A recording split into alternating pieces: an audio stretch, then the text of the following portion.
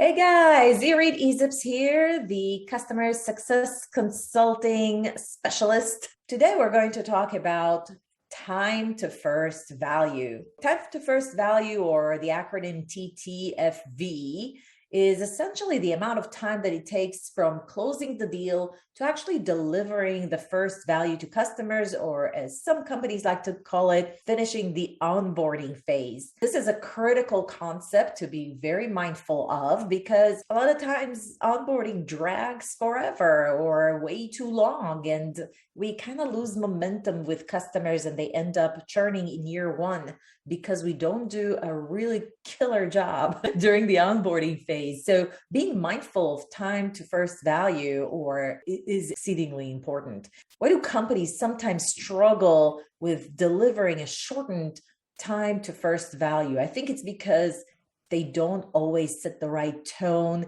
and align expectations with customers. But today I'm going to ask Eyal Maor, who's done an extensive work at his company to shorten the time to first value. And he's actually going to share a bunch of dashboards and reports to show how he's tracking this very important metric.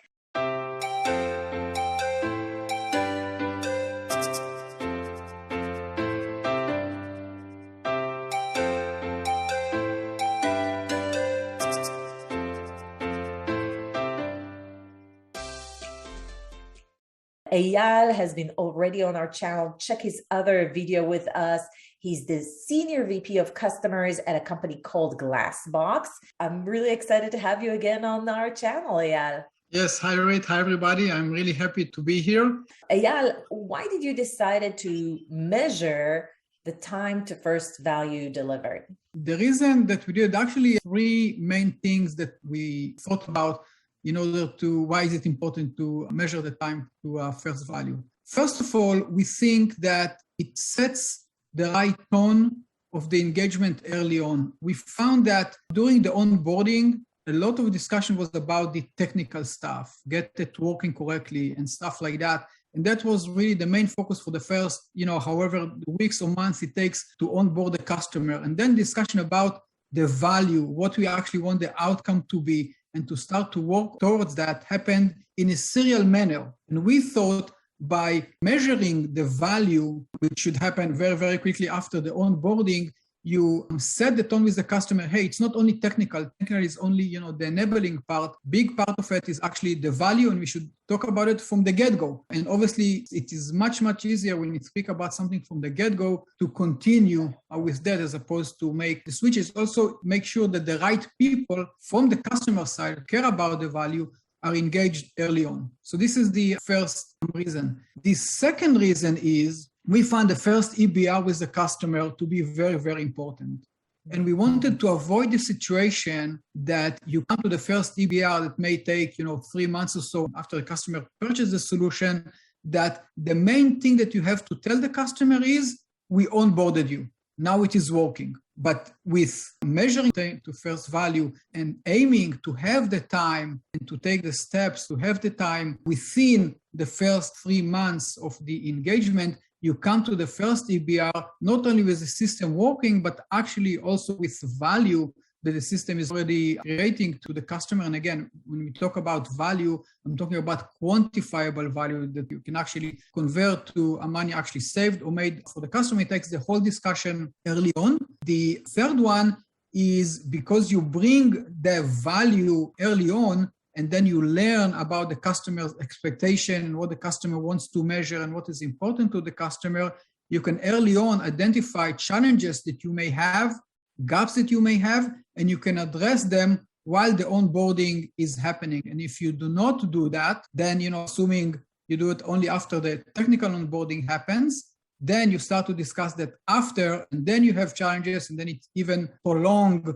further the time to actually be able to provide the value. Yeah, just so that whomever is listening understands your world, how long does it take to onboard a customer at Glassbox? If you liked what you've heard so far, that's awesome. More coming in a second here, but in the meantime, I want you to click that like button so that YouTube knows that this is great content and you can start sharing it with others. It depends because we offer our solution on the cloud, which in those cases can happen purely the technical onboarding can take anywhere from 2 to 4 weeks. But we also do have very large customers that choose to implement our solution on-prem, meaning on their data centers, on their hardware.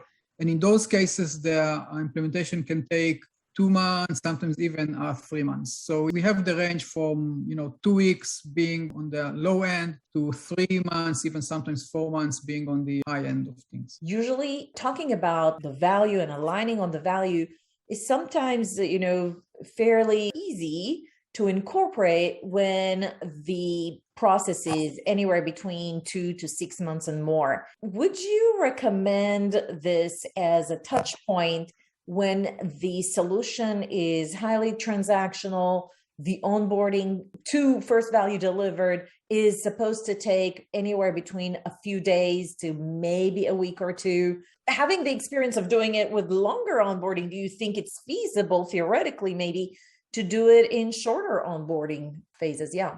It may depend on the solution, but I'll tell you my opinion. And I'm pretty firm about that because I think I'm highly about the need to generate value, and the need to generate value is highly matter. So the answer to your question would be yes. Even if the onboarding is short, I would recommend starting that on the get-go. And even when we do the kickoff with the customer or the first meeting, not focus only about the technical onboarding, but at least bring the value, bring the need to identify what you need to know. If you don't do that, for example, a little risk that you can go, even if the onboarding is completed, so to speak, but there are a few lingering issues that may have on the technical side, they'll continue to take the focus for the next meeting and the next meeting and the next meeting. And then, it will make value discussion and the use cases discussion a little bit more difficult. That's why I think that the earlier you bring it on, the earlier you engage with the right people around that, and you know exactly what you're going to do, the better. Insofar, we talked about why we should track the metric and the type of benefits that it included for your team and the risks you were trying to mitigate. Maybe you could show us, how do you keep track of first value delivered as a metric on your systems? What we actually did at Glassbox, and the data here that I'm showing is just illustrative data, but actually we built a dashboard where we broke the whole process all the way from when the deal is actually closed won until we actually are delivering value to the customer to 7 milestones. And you can see those 7 milestones here. For milestone 1, this is when it's actually set in Salesforce to closed won, meaning the deal has won, all the way to when first value has actually delivered. This is milestone 7 here.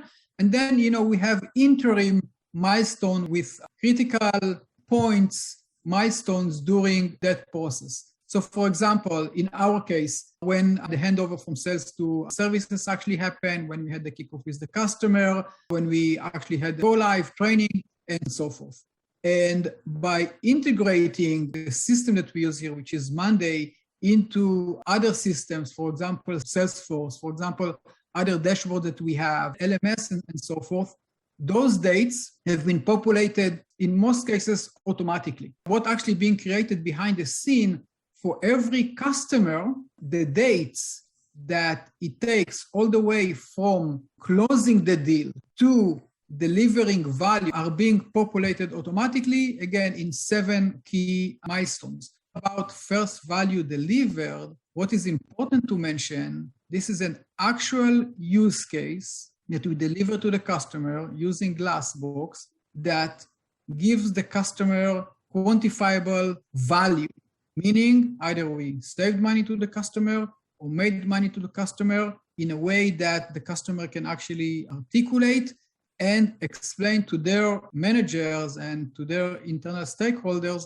the value and the impact that Glassbox has done on the organization. And once we have that, and what you can imagine that we have many, many customers, and for all those customers, those dates are being populated, now you can go and slice and dice the data. And you can see what bottlenecks do you have in the process all the way from closed won to actually delivering the value, and start to work on specific milestones in order to reduce the time that it takes. It's almost like in a factory, you have the whole process of manufacturing something. In our case, is first value to deliver to the customer. There's different stations in the factory, and you're just basically trying to make every step in the process more and more efficient. And that's why you're actually targeting these key milestones in that overall onboarding process, correct? Before we continue, don't forget, subscribe to our YouTube channel and smash that notification button so that you don't miss out on any new videos. Absolutely. And I think what's very interesting that when we did that, what we discovered, without that, I wouldn't even think that this is the main issue or the lowest hanging fruit that we have in order to reduce the overall time to first value. You would think naturally, I think, that the issue may be, with go live because the customer won't do what they need to do, or, the training because the customer will not have the resources, or, we won't be able to do the kickoff because the customer does not have the resources. Actually, what we found is that one of the longer steps in those 7 milestones is the sales to services handover, which is a completely internal process that we have a full control on. We did not have the visibility into that in terms of numbers, how long it took us to do that from the time that it closed on Salesforce until we, as a customer success team, actually ready to engage with the customer. And measuring that and seeing those numbers in front of our eyes enable us to focus on that particular steps, by the way, as a first step, because it was the lowest hanging fruit. It's all internal education, communication, better internal process, which we did very, very quickly.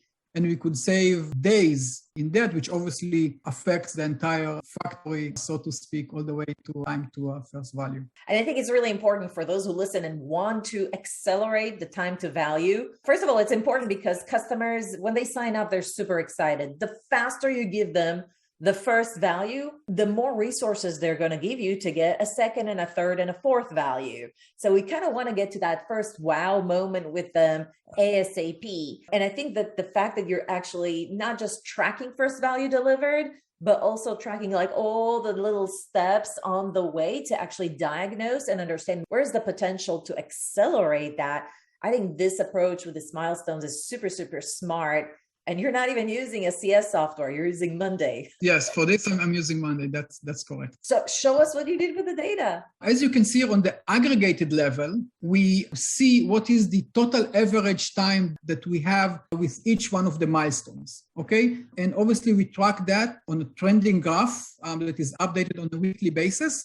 And we see for each milestone where we are trending, if we are trending up or we are trending down, and what we need to do. And we have obviously goals for each one of that. Now, because the data that we track here is per customer, and customer is assigned to obviously in a certain region, and a customer has a sales exec, and a customer has a CSM, and a customer has a business insight, we can go and we can slice the data based on each one of those parameters. And then if we look at the averages here, which are important to see, again, what are the lowest hanging fruit? This will be my recommendation, don't jump on everything at once. 1 or 2 of the milestones that are right to you, see what you think are, probably they are the longest and potentially easier to change, and then try to change them. Take them further down and see what are the contributors for those milestones to be relatively long. And as I said, in our case,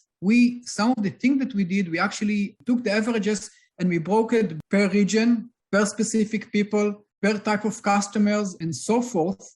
And as you can see here, we found, pretty amazing things. If you look here, that we found there's a big, big difference on the time that it takes to kick off, for example, the business insight between EMEA and APAC. APAC was much, much longer, which obviously impacted the entire average. Okay, so let's see why it happens. So probably we don't need to deal with, probably there's something right happens in EMEA, but APAC is not. So let's see what happens in APAC, what process they are missing, why it takes too long. And then once you reduce that, obviously the entire average will go down. Same here, for example, with the go live, similar but different story, big, big difference between the regions. And based on this differentiation, again, it enables us to look at the lowest hanging fruit, in this case, APAC, in this case, it's EMEA with certain things, and deal with that. So the ability not only to look at the data and to look at the average of the data, but to look a little bit behind the numbers, what are the contributors to high average, and deal with them is important in order to make those averages actionable, to reduce them. One resistance that I always get when we suggest track your activities, track the onboarding, a lot of pushback around, we don't have a customer success system. We don't have a project management system for onboarding. What are you using to collect this data? Like if you go to the second slide that you shared with all the different milestones, you said, yeah, all of these mostly populated automatically. What's your tech stack for onboarding, if you don't mind sharing? We use monday.com for that to track the projects, but we use it in a very, I would say, sophisticated way. We connected Monday to Salesforce, to our support system, to our LMS, to our own portal. And because of that, Monday really aggregates the data for us. And the way to manipulate the data is fairly easy, and it's pretty cost effective. The short answer to your question, for this particular thing as well as others, we are using Monday. Also, a lot of the archiving that we do, for example, as we show in the other video for the use cases and the overall health, we are doing in Monday. So, connecting these two here is fairly easy. The closed won date is brought automatically from Salesforce, yes? That's correct. And then the sales to professional services handoff, the kickoff, the first go live are all coming in as an input to some sort of another input sheet within Monday. So it is entered manually, but there's like a different workspace or worksheet in Monday for people to enter those dates and kind of follow up on some sort of a project plan? Some, yes. The kickoff has to be entered manually in Monday. But for example, the go live, since we know on our system, on our portal, and customer X, has access to our system once they go live, once we see the customer actually recording the first sessions in the system, it automatically put the date here because it means the customer actually went live. The customer actually implemented our solution in production, and we see that. The training, for example, is connected to our LMS, and we take it automatically from the LMS because all the training is there, all the registration, and everything is on the LMS, all the execution of the training. So again, once customer X has been trained, the data is automatically. The use case is taken from Monday. But if you remember the board that we did in the previous video when I show per customer all the use cases that we have, so once a use case for a customer is entered into that board, the date is automatically set up here, or the first one, I should say, and that's closes that. Yeah, and if you think about it, all the activities here, right, handoff, the kickoff, the value, the go live, everything by the end of the day is for milestone 7. That's why we do that. Sometimes you build a process and you build tracking, you really don't know where it will take you. And obviously, I wanted that for internally for us to check how we are doing. And obviously, we set goals. What should be the overall average time to first value? And, I'm going to reduce it because we are going to improve. And one of the sales call that we have is the sales executive. I showed them this initiative and they loved that. And they took the data and they use the data in their sales process to tell the customers, look, this is what you should expect. This is where we are today. This is how we measure ourselves. So, Mr. Customer, we are going to work with you. And it's really, really important for us to measure the value. Not only we are saying that, but we're actually measuring that, we are tracking that, we are improving that, and so forth. So also other parts of the organization found that very useful for their needs, which is really, really nice. Brilliant. They're actually using you paying so much attention and tracking it and being data-driven as a way to differentiate your companies and your solution versus potentially your competitors in sales deals or for expansion selling. And I love how you ended this video with the collaboration focus, because we know that customer success is not just about the customer success function. It's about taking and being very customer mindful throughout the experience in the entire customer journey. Exactly. Eyal, anybody that's about to venture on this, any last tips or reflections around what you're going to do next with regards to first value delivered? So first of all, my message to the people who are listening, take the first steps, think about what are the milestones that are relevant for your organization and to measure them. Even by the way, if initially you have to measure them manually, that's okay, but start to take this journey. I can almost 100% guarantee that it will be a very, very exciting journey with lots of insights for you. With respect to where I want to take it, first of all, we still have a lot of work to do to reduce the time to first value. There are still a few milestones that we can do much, much better with respect to that. And I think we can take the granularity of the information even better in order to be more efficient on working on that. Second thing that I'm going to do today, I'm looking at a value created. I want to, as a second step, to have a relationship between the time and actual impact of the value and the significance of the value. Again, every value that we talk here has to be quantifiable for the customer, but I do want to see that to start to measure the impact with respect, for example, to the ARR that we did, or any other measure that I have with respect to the quality of that, for example, feedback that we got or how much it was shared, because I do want to measure how fast it happens, but I don't want to jeopardize the quality. I don't want people just to go and put a value or put a use case in order to just to tick it off. I do want also to measure the quality of that value. So I think that will be the next evolving step, and to add that as a layer into the equation. Wow, I really look forward to that. Maybe that will be our third video together, Eyal. Guys, if you enjoyed this video, hit the like button. Subscribe, of course, because it totally helps our channel. And I will see you at the next video.